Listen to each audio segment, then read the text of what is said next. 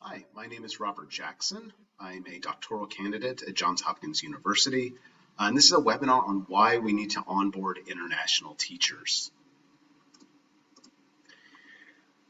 Reading through this quote, I was hired for my first international job in November. From that moment onward, I did not hear anything from school leadership or anyone else. In June, someone from HR asked for a passport copy and issued me a ticket for early August. When I stepped off the plane, I had no idea if I had a home or if someone from the school was going to meet me. It was terrifying. And this is from an international teacher interview from September 2021.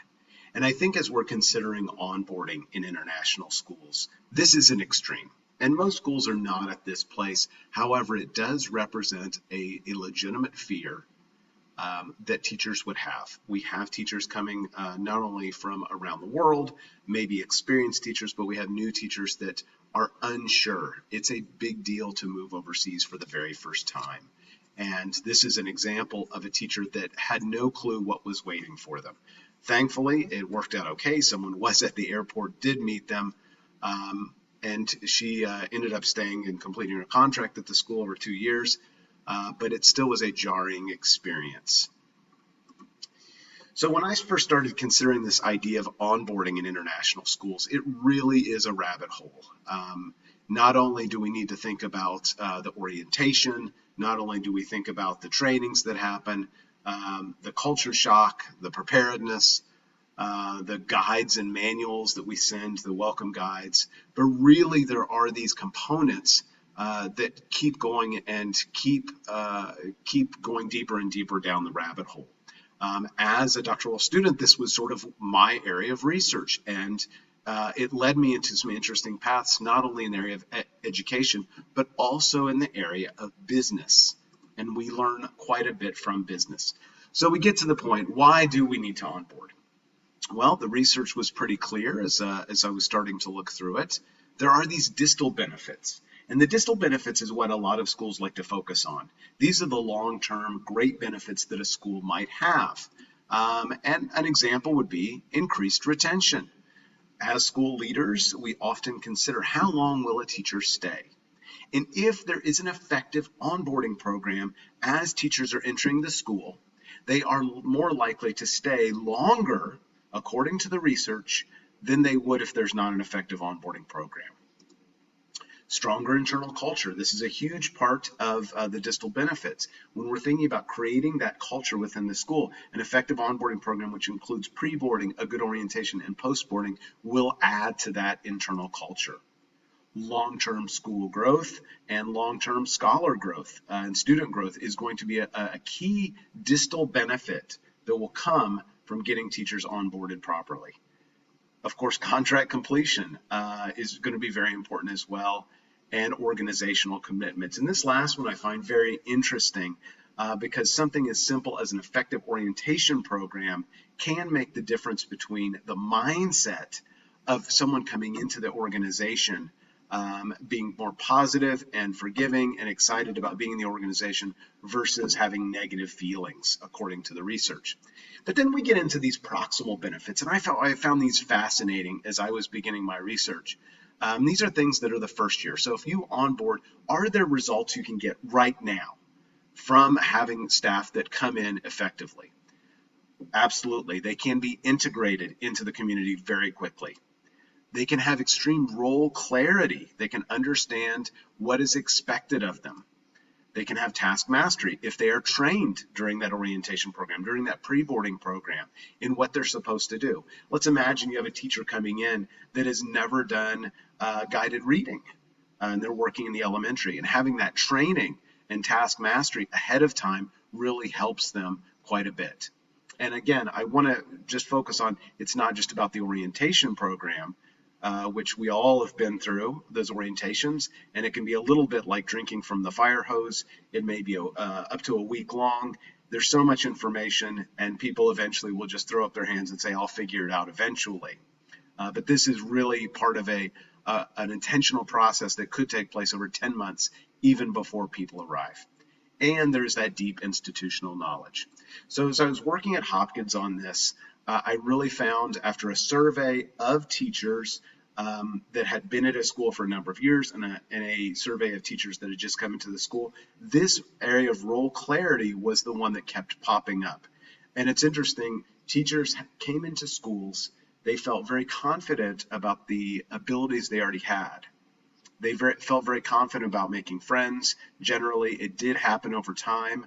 Their institutional knowledge grew over time, but that after a year, they still felt, if they didn't have a strong onboarding program, that their expectations of what the school wanted for them were not clear. And that's sort of the direction I went with my research. So in the process of this, I had to ask the question, and it does come up quite a bit. And I think we all have asked this question as school leaders. Isn't it really just about getting the right candidate? Isn't the right candidate just the most important thing, that you find that right person, that X factor? You may meet them at a fair and you think, yeah, this is a person that will click with our organization. And to be honest, when we're considering whether or not someone will be successful in a school, regardless of the onboarding program, the right candidate does matter. The research backs this up. So even if we were to do virtually nothing, if someone has a proactive personality, part of the Big Five personality traits, according to Schaefer et al. 2006, they will do better at integrating into the organization.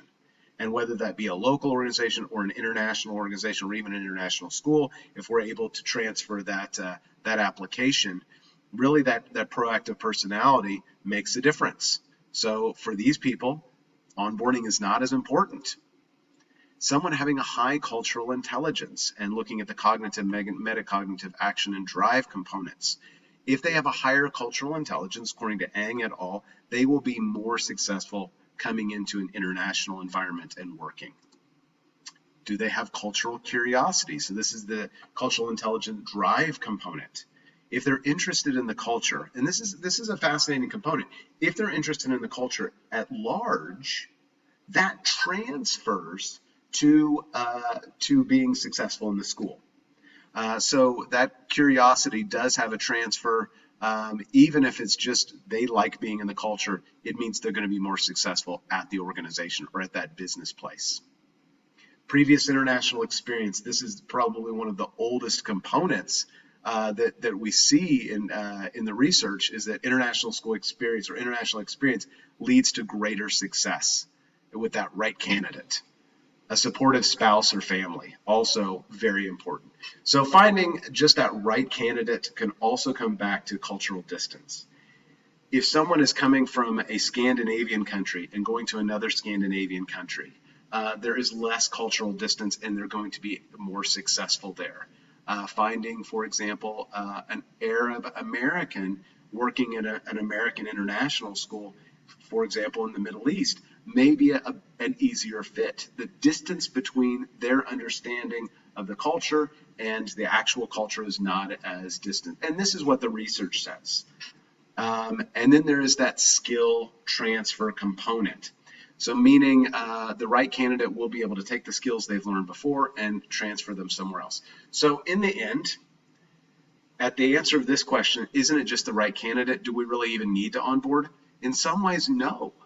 In some ways, there are some right candidates, but is everyone going to fit this bill? Absolutely not. This is a unicorn. This is someone that is that perfect candidate coming in. And even that person, of course, would benefit from onboarding. But it is important to note that there are some of these skills that make a difference. So then, of course, the question comes up, what if we don't do anything? What if we have zero onboarding and we just have people show up to work on the first day? We say, here are your keys, there's your classroom, go for it. Well, Roskell 2013 talks about international teacher culture shock.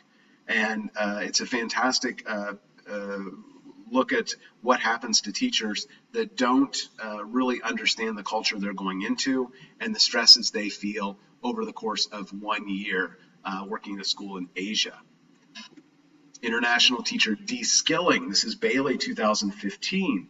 If we do not properly prepare teachers for working in a specific environment, their skills that they have worked on so long actually could fall apart. And this happens as teachers move from, say, a national system like in the United States, where certain skills are taken for granted and they are not effectively applied elsewhere, or even if they are effectively applied, they don't work there. So the bag of tricks, unless it is properly translated to the new culture, it may not work. And teachers feel very powerless and de-skilled in that environment. Dropping out. If we don't do anything, teachers could and will drop out. Reminick 2002 had an interesting study on teachers going into Israel that they would go in, and these were professional teachers, and if they did not have skills that could transfer, they found it very challenging to work in the environment there, and many would drop out. Unrealistic, unmet expectations. Also, if we don't do anything, the level of expectations is going to be very high. People tend, when they're moving to a new place, to put a lot of importance on, that this is the promised land. This is going to be such an amazing experience. Everything is going to be incredible. But if we don't set proper expectations, then the expectations continue to grow and grow and grow. And providing this realistic job, realistic life previews that come in an orientation program or a pre-boarding program even are going to be so important even before they get to the school, even before they get off the plane. Decrease in role clarity, relationships, and organizational commitment. If we don't do anything, all of these will decrease. So what can we do? And I think this is where it gets to be important. We've talked about, isn't it just the right person? What if we don't do anything? But what are some of the things that we can do when considering onboarding international teachers?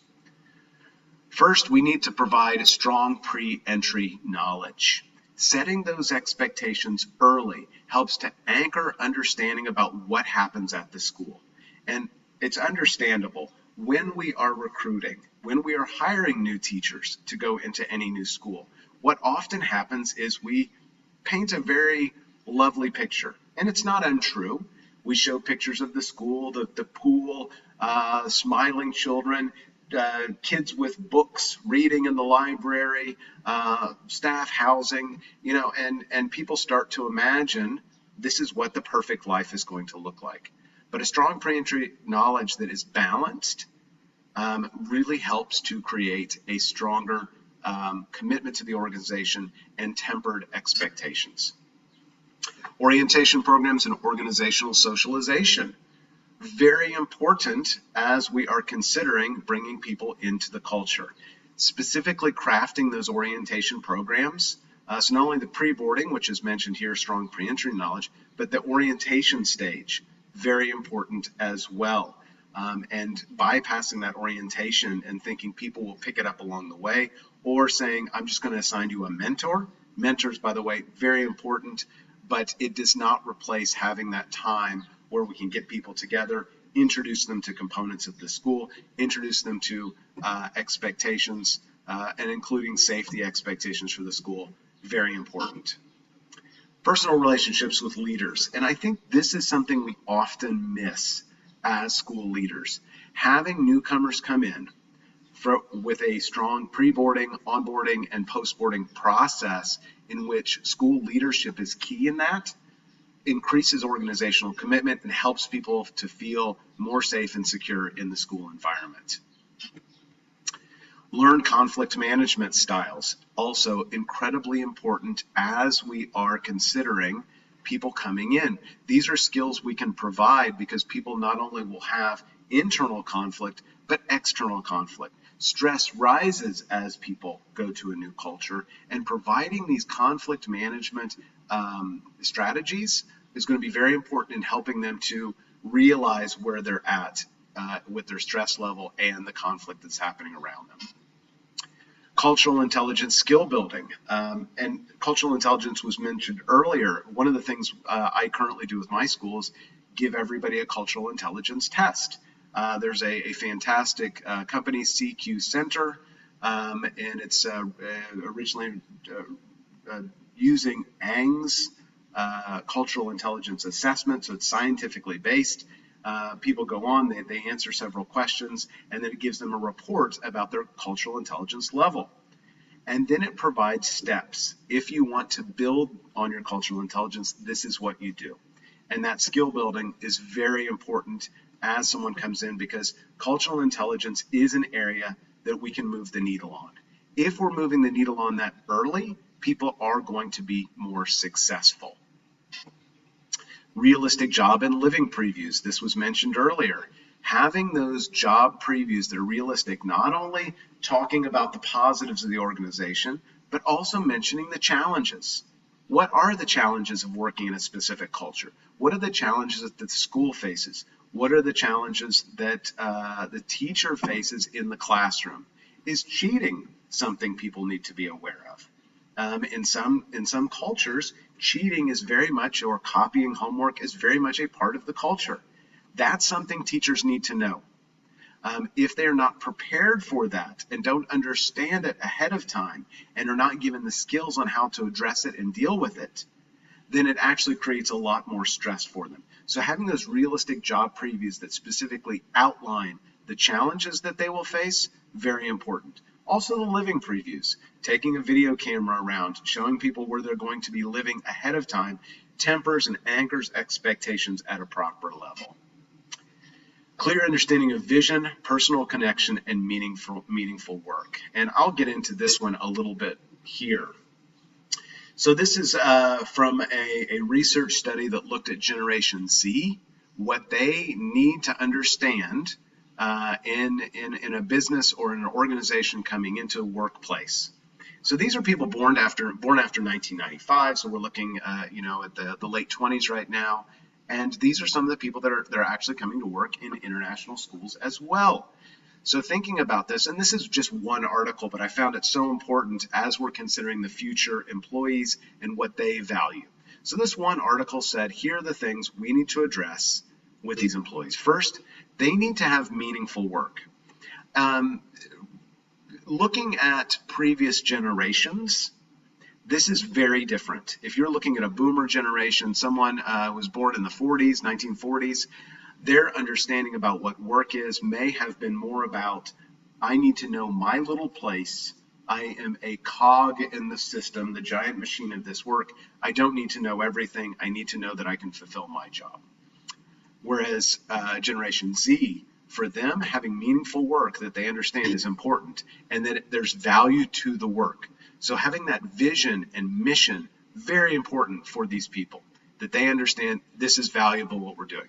Feedback and performance management, whereas maybe previous generations would run away from feedback and getting that performance management, Generation Z is not afraid of hearing how they can do better.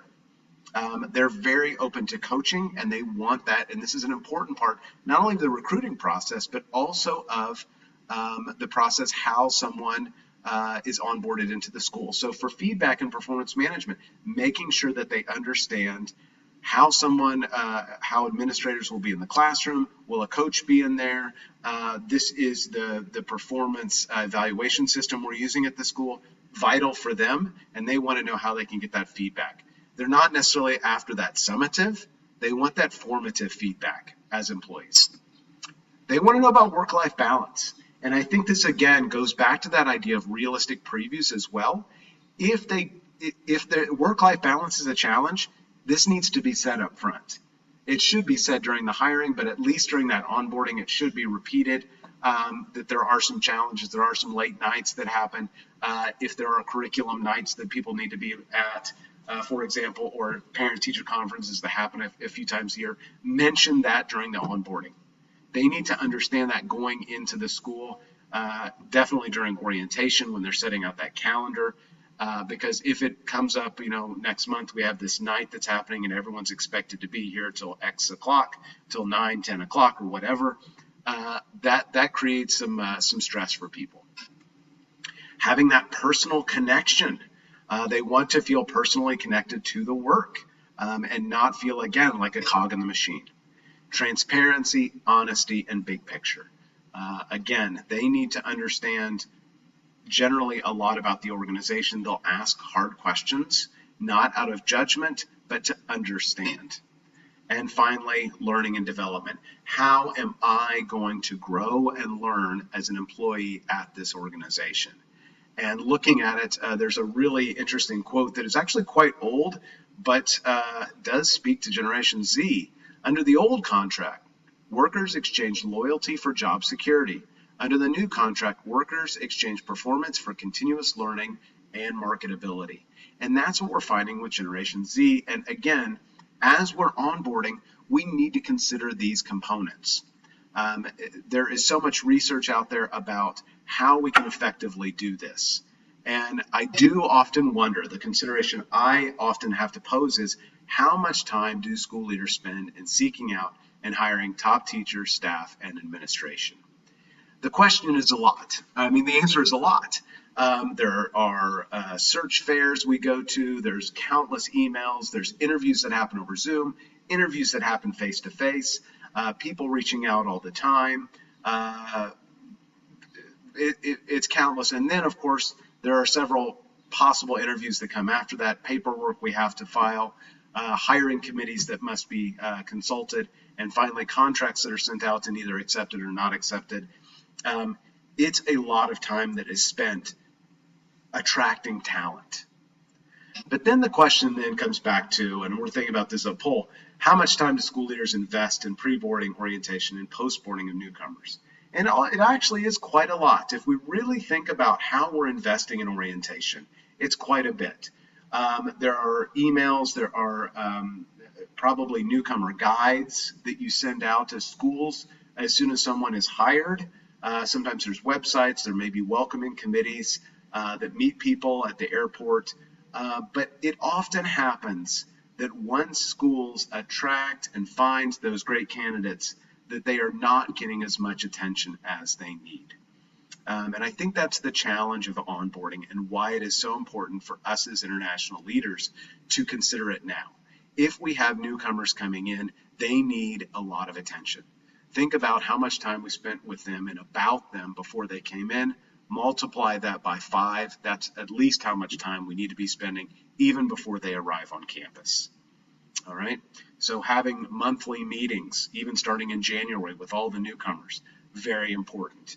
Having those documents going out, not as a to-do list, not just a list of things, the laundry list that they have to do, but working and continually building on that relationship so they understand the vision of the school, the mission of the school. They understand things as simple as how they will get paid. Do I have to open a bank account? Can I get a driver's license in the country? Is childcare available? If it's the Middle East, women, do you have to wear an abaya? Can women even get a driver's license? A lot of questions are going to come up, and that constant flow of information back and forth and feedback you're getting from newcomers throughout this process is going to be vitally important. I would like to just say, based on everything that I've studied, all the research that I've been able to do, which this is just a small component, I don't think we often list it as onboarding as a key responsibility for school leadership, but to be honest, it should be. Hiring is there. Hiring is specifically mentioned in every director or school leader's job description that's going to be a key thing, but onboarding should be listed right under that and probably in bold because you set the tone for those new people coming in. Even after that first handshake happens, you're able to set that tone and continue that relationship so it can be improved. And they can come into the school and immediately be successful. Finally, let's go back to the same teacher. My experience with onboarding at my new school was like night and day with my previous school. Starting with monthly meetings in January and regular communication, the cohort got to know one another and the leadership at school. When we arrived, it felt like a family reunion. And I think this is what we're after. We're after this group that begins to gel together even before they arrive, because they're going to be the freshman class coming into the school. They're going to be the new cohort of teachers. If it's a small group of 3 to 5, fantastic. If it's a larger group of 10 to 20 or more, also wonderful. But giving them a chance to start asking those questions and getting to know one another is going to be important. As school leaders, this is also where you're able to cast a vision for this group. Having teachers involved, fantastic. You need to have that mentorship in place, but these meetings are going to be key for you. Just want to thank you. This is a passion of mine. It has been for about 10 years. A lot of studies gone into it. So feel free to reach out. My email is rjax54@jhu.edu or info@onboard360.io, or you can go to the website onboard360.io and find out a little bit more about onboarding. Anyone who's watching this and is interested in learning more, or if you want me to walk through a little bit about how you can prepare an effective onboarding program for your school, feel free to reach out. I'm happy to do it, meet with you at any time. Again, this is a joy for me, and I look forward to hearing from all of you so that we can really work on helping teachers feel welcome and effective as they come to our schools.